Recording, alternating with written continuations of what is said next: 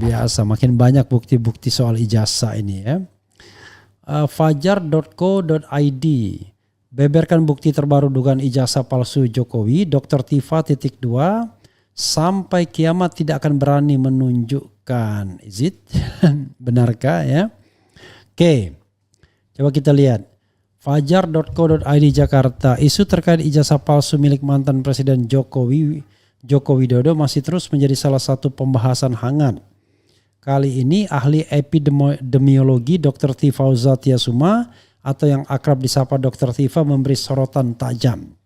Melalui cuitan di akun media sosial X pribadinya, Dr. Tifa menyebut ada pemalsuan yang begitu detail di ijazah Jokowi. Ia menyorot terkait foto ijazah Jokowi yang memperlihatkan seolah-olah foto tersebut di crop.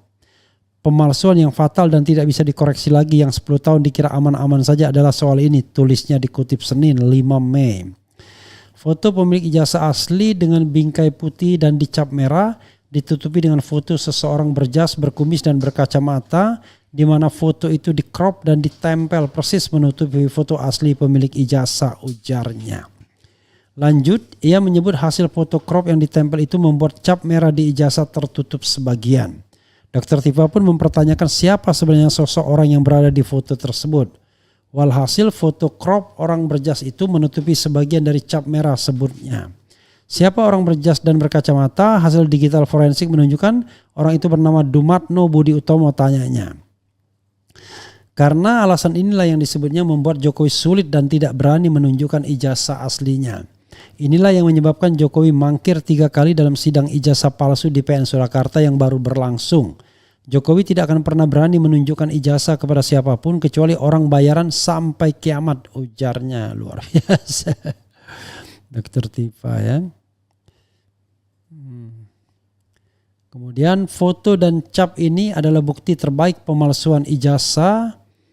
Kemudian dan jejak yang tak akan bisa dimanipulasi lagi sejak kelahiran teknologi digital, terangnya.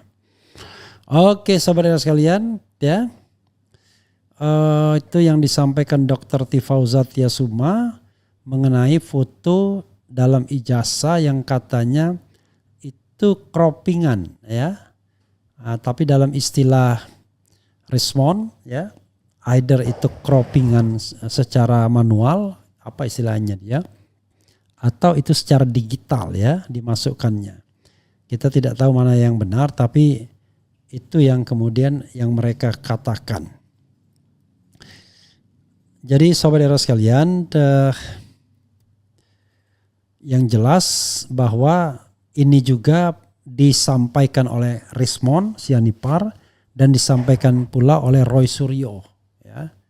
Jadi hal tersebut sudah mereka sampaikan juga, dan inilah yang kemudian belum bisa dibantah. Jadi terkait foto itu ada 2 hal, yaitu foto itu bukan foto Jokowi alias Dumatno Budi Utomo, itu penemuan identik ya dengan Dumatno Budi Utomo dan keidentikannya 60% lebih bahkan sampai 90%, dan kemudian kalau dengan Jokowi itu cuma 30% saja. Itu fotonya. Lalu foto yang ada jasnya itu diketahui bahwa di dalam jas hitam itu tidak ada sama sekali goresan merah stempel. Jadi diperkirakan stempelnya di bawah lalu ditindih oleh jas hitam terus. Jas hitam dari kulit buaya. Jadi tas hitam bukan jas hitam ya. Begitu sobat era sekalian, sekali lagi ya. Memang makin gencar mereka menunjukkan bukti, kelihatannya makin gencar pula, akan makin besar pula kemarahan Jokowi kepada orang-orang ini kelihatannya ya. Coba kita lihat misalnya pernyataan Jokowi terbaru yang mengatakan bahwa dia merasa dihina sehina-hinanya ya kan, dan direndahkan serendah-rendahnya. Coba kita lihat videonya, coba lihat. Sudah. Jadi videonya itu dibilang, nah dalam kondisi seperti itu maka saya lihat, waduh, ini yang ngomong nih orang yang mau marah, bukan seorang bekas negarawan atau negarawan. Dia mempersulit hal yang mudah, yaitu kalau memang ada kan tinggal tunjukkan saja, selesai, case close. Dan itu sudah harus selesai sebenarnya pada masalah yang mendera siapa, Gus Nur dan Bambang Tri. Coba kita lihat ya Pak, terkait tanggapan ijazah. Ijazah itu kan dinilai mengkriminalisasi Peneliti Pak. peneliti. Pelaporan Bapak dinilai. Apa Pak tanggapannya? Ya ini kan bukan objek penelitian. Kan sudah menghina saya sehina-hinanya. Sudah menuduh ijazah itu ijazah palsu. Sudah merendahkan saya serendah-rendahnya. Ya nanti dibuktikan lewat proses hukum. Nanti akan kita lihat di proses di pengadilan seperti apa. Artinya kalau untuk pelaporan itu bisa untuk peringatan ke pihak lain gitu nggak Pak yang sama? Nanti akan menjadi pembelajaran kita semuanya. Dan menurut saya hari ini dalam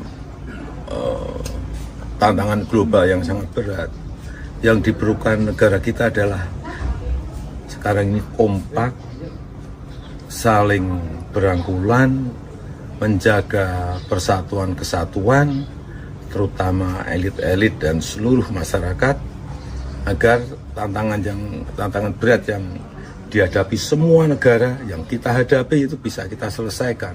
Bukan hal yang mudah sekarang ini. Jadi saudara sekalian, itu yang dikatakan Prabowo, dikatakan Jokowi, ya. Jadi dia mengatakan saya sudah difitnah sefitnah-fitnahnya dan sudah direndahkan serendah-rendahnya. Pertanyaannya adalah kenapa dia tidak selesaikan dari awal? Kita bingung ya. Maksud saya ini kan seorang negarawan, ya, orang yang negarawan lah. Tapi kenapa dia tidak mau menyelesaikan at the first place pada kesempatan pertama? Kalau memang ijazahnya tidak bermasalah, kan ada semacam paradoks di sana. Dan jangan lupa dia adalah seorang negarawan harusnya. Masa dia tega betul kemudian melihat orang-orang seperti Roy, Tifa dan lain sebagainya sebagai musuh politik. Padahal orang-orang ini bukan orang-orang yang menjalin kekuatan. Tapi kan tukang kritik, iya tukang kritik. Masa tukang kritik gak boleh di negara Republik Indonesia ini? Tapi kalau bagaimana kalau saya mau dendam, saya mau balas, pokoknya orang itu harus masuk penjara. Ya sudah, berarti itu kan menunjukkan kualitas. Kita pernah dipimpin oleh orang yang ada masalah ringan tapi diperberat. Yaitu ketika dituduh ijazah palsu, bukan dibalas dengan pembuktian yang akurat, menunjukkan ijazah, tapi dengan melakukan kriminalisasi terhadap orang-orang yang mengkritik seperti Bambang Tri, kemudian Gus Nur, dan kemudian sekarang ya bisa Roy Suryo, Rismon Sianipar, Dr. Tifa dan lain sebagainya. Sekarang sudah berkembang sesuatu yang ya saling silang jadinya kan. Padahal dari awal from the beginning selesai. Ya, ngapain juga misalnya menggunakan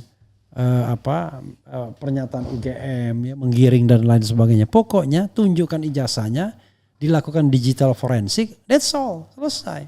Ya, begitu. Jadi lucu ya, sebenarnya ya harus ditunjukkan ijazahnya, itu aja pusing amat ya kan. Begitu saudara sekalian.